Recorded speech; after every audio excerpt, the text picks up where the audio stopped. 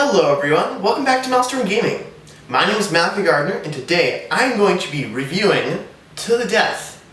And I am also going to be giving away a copy of To the Death that is still in shrink. It's right here, so stick around until the end of the video to find out how to enter in to win that brand new copy of To the Death. So, what is To the Death? Well, To the Death is a tactical skirmish card game for 1 to 2 players, designed by Brian Garber. In To the Death, you are going to be controlling a team of heroes. You're going to have 4 heroes from 4 different classes. So you're going to have a fighter hero who's good at attacking. You're going to have a champion who is like a tank. You're going to have a mender who is a support type character. And then you're also going to have a magician who is an explosive wizard type spellcaster character. You're going to be taking your team of heroes, and based off of the number of players, you're going to be doing something. If you're playing a 2-player game, you're going to be taking your heroes and sending them off to fight a rival team of heroes controlled by the other player. If you are playing a solo game, then you're going to be taking your team of heroes and you're going to be facing off a series of monsters that are increasing in difficulty as you play, and then after defeating 4 monsters, you are going to try to take down the Monster King, which is like a boss monster. And then if you take down the boss monster, you win. It's a solo game.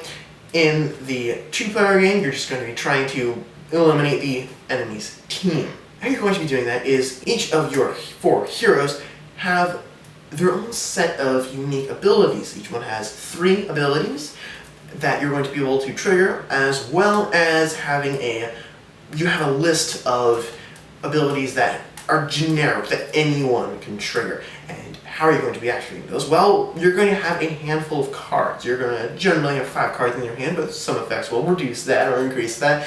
You have 5 cards in your hand, and then you're going to be able to use those cards to do things, such as causing one of your heroes to attack an enemy hero or monster, or moving one of your heroes, casting a spell, using one of your character's special abilities. There's a whole list of things, and you're just going to be taking turns, alternating from you to the enemies. Who the enemies are could change based off if you're playing a solo game, and that would be against an automated opponent, or you could be playing against an actual other opponent.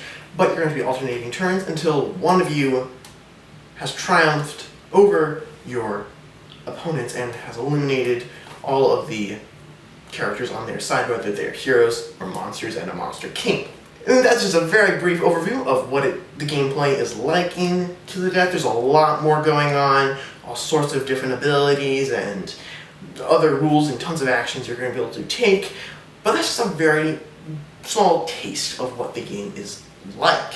If you'd like to learn more about the game and see how the game is actually played and how to play the game, you can watch my playthrough video, which you should be able to click on the eye up here, and that will direct you to my playthrough, which I believe is in 3 parts. So if you'd like to learn more about the game, feel free to do that. But I'm now going to move on to some of my thoughts on the game, both positive and negative. Starting off with the positives, the game has an insane amount of replayability, which is something that is huge for me when I'm looking at a game and I'm looking at whether I want to buy the game or not. The amount of replayability is really a huge factor for me because of how I want to play games, which is I play a given game a lot and really try to master it.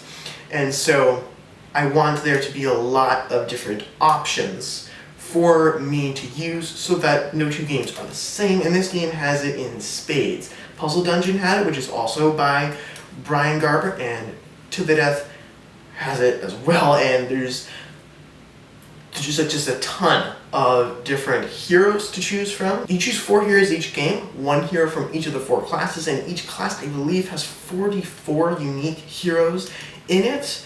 So that's a lot of combinations there. Adding on to it the fact that you're also going to have 4 random monsters that you're going to be fighting against. And then you're also going to be fighting against a Monster King, which there's also a ton of those, maybe 40, 50, something like that. And so with everything put together, there's a ton of variability. And I really like that. And along the same lines, even if you have the same 4 monsters each game, it will be different. So even if you had the same monsters for 2 or even 3 games, you'll still have different experiences because of this really neat mechanic where each monster has a bunch of abilities on it and stats and all sorts of things that make that monster unique, but they also have a skull ability.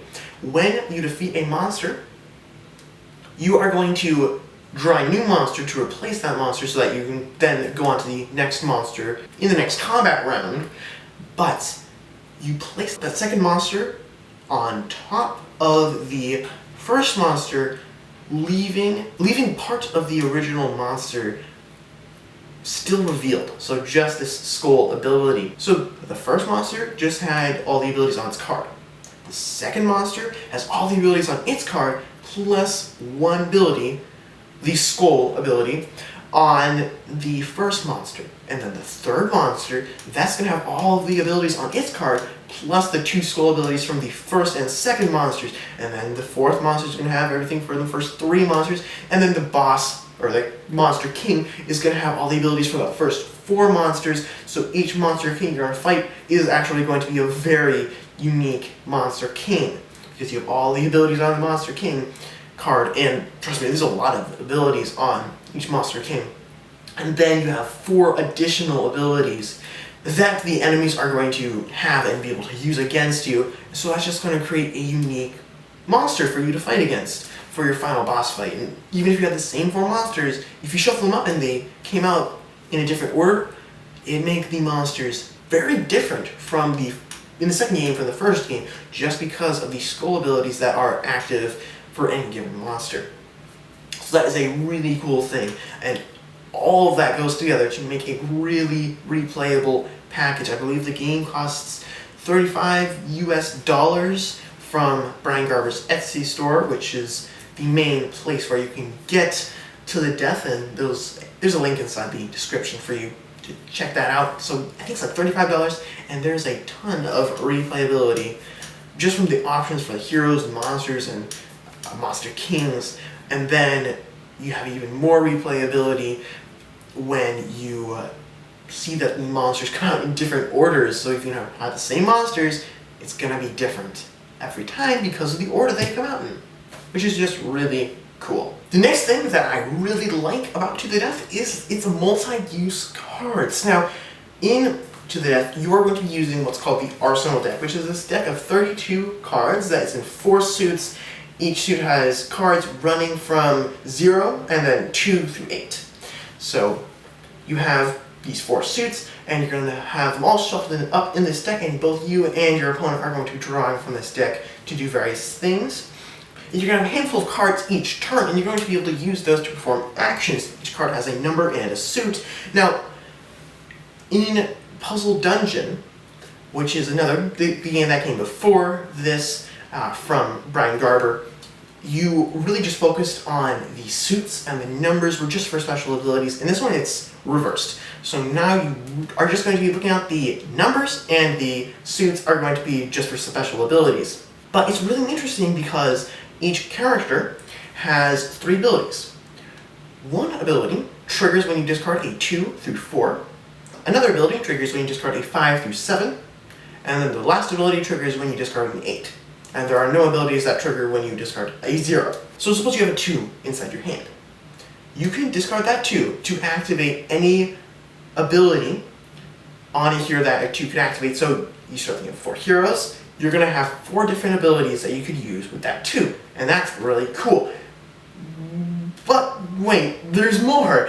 You also have a double-sided player aid, which lists a ton of generic actions that you can discard any card to be able to use, such as moving or performing a basic attack or blocking attack from your enemy, or you can discard a card to increase your accuracy. You can discard a card to reshuffle the deck. There's just a ton of things that you're able to do that are just generic abilities in addition to your character's unique abilities. So you don't actually just have 4 things you can do with that too. You have more like 10 or 12 things that you can do with just that too. And so that's really cool because you have a lot of flexibility. You find cards each turn, and each card can be used for like 10 things. And so you have a ton of flexibility there. Each card can be used for a ton of different things. You have all of these different options at your disposal. And so then you just need to figure out and kind of puzzle out which are the correct cards to discard to do what, so that you can do everything you want to do. And that is just really cool. I like when games have cards that can be used in multiple ways, and in this game, they can be used in like 10 different ways, which is also pretty cool. Now, another thing that I like is that when you are dealt damage, you have this damage tracker card, which tracks your health. So each character starts with 6 health, and then as they take damage, you're going to be able to get some different stat boosts and possibly some passive abilities when you reach a certain health threshold. So if you have 6 health, you're perfectly fine. You don't really have any special abilities other than what's printed on your character card. But when you're down to 2 health, you have a really powerful ability, such as getting like +5 to your attack, or when you are reduced down to 2 health, you immediately shoot a fireball out. And so that's kind of cool because suppose you're playing a 2-player game and your opponent is just picking on one particular hero. He's trying to target the wizard, kill the wizard first. And so then your wizard becomes more and more powerful, and he's able to do some really cool things. And then, of course, your wizard could die if you don't heal him. But if your wizard is down to 2 or 3 health, you kind of want to leave him there so that they can do these really cool, powerful abilities. But of course, the wizard could die if you leave him like that, so that's another thing. Do you heal him, or do you just push and use some really powerful abilities before the wizard is ultimately defeated? Either option actually could be worth it, trying to take out your enemies quickly, or playing a slower game and playing a little bit more cautiously. So that's also a really cool thing that I like about the game. Now, moving on to some negatives. Alright, so my first negative is that the game can sometimes become a war of attrition. And so basically, the enemies do damage to you, but you're really low on health. And this is the more common way that happens. So then they do damage to you, and then on your turn, you don't have many actions because the enemies also have an ability that reduces the amount of cards you draw at the end of your turn, and so now you're dealing with only 3 cards instead of the normal 5, and so they're dealing damage to you, and you're really low on health. You have like 1 health left, so you heal, and then they deal more damage to you, putting you back at 1, and so then you heal again, and it just keeps on going until eventually they miss or something, and then you can finally start doing some damage. This sometimes happens where the monsters and you are just fighting and you're just grinding away on each other's defenses, not really able to make any progress that isn't ultimately reversed by the enemy. And so you eventually do get out of it. You're not like stuck here forever. Eventually one of you will actually end up defeating the other person. And this mainly also only happens when you have 1 or 2 characters left. When you have like 3 or 4 characters left and you really haven't taken too many casualties. This doesn't really happen that often, but so this can just happen, and it can be annoying at times. My second thing that I don't really like about this game, and this is a much bigger deal to me than the kind of war of attrition thing, but this is something that bothers me a bit more. So I think the game can at times overstay its welcome. For your first several games, it's going to be like 45 minutes to an hour. After you really get the rules down, you're able to play quickly. It will probably be done from like 30 to 40 minutes, so it's not like that long, but it can sometimes feel a bit long. It can feel like it overstayed its welcome just by a little bit. You're fighting through 4 enemies and then a monster king, And I feel like by the time I've defeated like 3 monsters, I'm kind of wanting it to wrap up, just because of the fact that as you play, you start with a team of 4 fully capable heroes. Now the enemies, like I said earlier, you have that really interesting skull ability mechanic. I really like that.